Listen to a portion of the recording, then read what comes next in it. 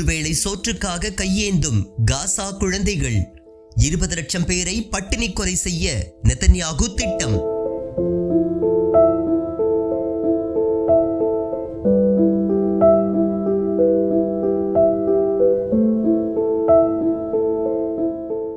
செத்துக் கொண்டிருக்கும் 20 லட்சம் காசா மக்களுக்கு உடனடி தேவை உணவுதான். பட்டினியால் இறந்த குழந்தைகளின் உடலுடன் பெற்றோர்கள் கண்ணீர் வடிக்கும் காட்சிகளும், வெயிலில் காய்ந்து கருவாடானது போல மெலிந்த குழந்தைகளின் புகைப்படங்களும் உலக நாடுகளின் முகத்தில் ஓங்கி அறைந்துள்ளது.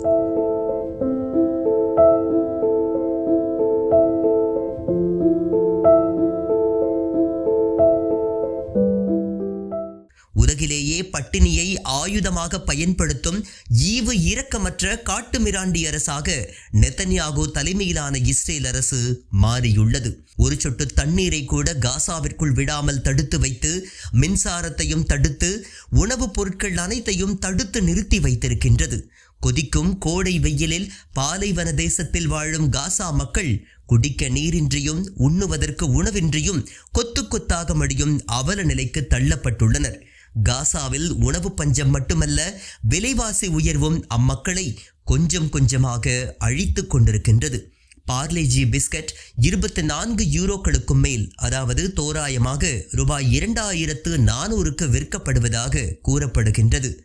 1 லிட்டர் சமையல் எண்ணெய் 4177 ரூபாய், 1 கிலோ சர்க்கரை 4914 ரூபாய், 1 கிலோ பால் பவுடர் 860 ரூபாய், 1 கிலோ உப்பு 500 ரூபாய், 1 கிலோ தக்காளி 1106 ரூபாய், 1 கிலோ வெங்காயம் 4423 ரூபாய், 1 கிலோ உருளைக்கிழங்கு 1966 ரூபாய் என விண்ணை முட்டும் அளவிற்கு விலை உயர்ந்துள்ளது.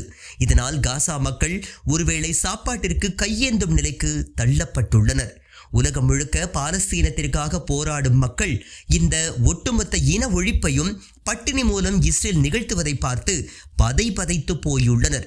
காசா மக்களுக்கு கைப்பிடி உணவு கூட கிடைக்காது என்பதில் நெதன்யாகு அரசு திட்டவட்டமாக உள்ளது.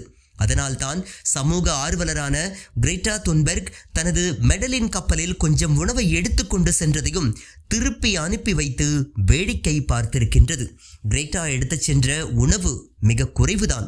சில ஆயிரம் பேருக்கு கூட பசியாற்ற முடியாத அளவிற்கும் குறைவுதான். அங்கே 20 லட்சத்திற்கும் மேலானோர் பட்டினியால் செத்துக் கொண்டிருக்கின்றனர். ஆனால் கிரேட்டாவின் இந்த முன்னெடுப்பு, அதுவும் தன் உயிரை பற்றி கொஞ்சமும் கவலைப்படாமல் உணவு எடுத்துச் சென்ற முன்னெடுப்பு அரசாங்கங்களின் மனங்களை அசைத்ததோ இல்லையோ, தற்போது மக்களின் மனசாட்சியை உசுப்பி விட்டுள்ளது. முதலில் துனிசியாவிலிருந்தும் அல்ஜீரியாவிலிருந்தும் தான் மக்கள் ஆயிரக்கணக்கில் காசாவை நோக்கி பயணம் செய்ய துவங்கினர். அவரவர் ட்ரக்குகளில் அவரவர்களால் எவ்வளவு முடியுமோ அவ்வளவு உணவுப் பொருட்களையும் தண்ணீரையும் எடுத்துக்கொண்டு ஆயிரக்கணக்கில் காசாவின் ராஃபா கடவையான அபு கரீம் ஷலோம் திறப்பை நோக்கி பயணப்பட்டனர். பின்னர் மௌரிட்டானியா, மொராக்கோ, எகிப்து மக்களும் இவர்களோடு சேர்ந்து விட்டனர். ஒரு மாபெரும் அலையை போல ஆயிரக்கணக்கான வண்டிகளில் தற்போது இவர்கள் எகிப்தில் உள்ள அபு கரீம் ஷலோம் கடவை முன் குவிந்து வருகின்றனர். அரசுகளால் முடியாததை இந்த மக்கள் நிகழ்த்தி காட்டுவார்கள் என்றே பல வல்லுநர்கள் குறிப்பிடுகின்றனர். தீவிரவாத இஸ்ரேலின் தடைகளை மீறி இவர்கள் மனித கேடயங்களாக உள்ளே புகுந்துவிட்டால் அதை உதாரணமாக கொண்டு 1000 லட்சக்கணக்கில் மக்கள் காசாவிற்குள் புக வாய்ப்புள்ளது. அப்படி புகுந்தால் தீவிரவாத இஸ்ரேலால் இந்த இனப்படுகொலையை முன்னெடுத்து செல்ல முடியாது என்று நினைக்கின்றனர்.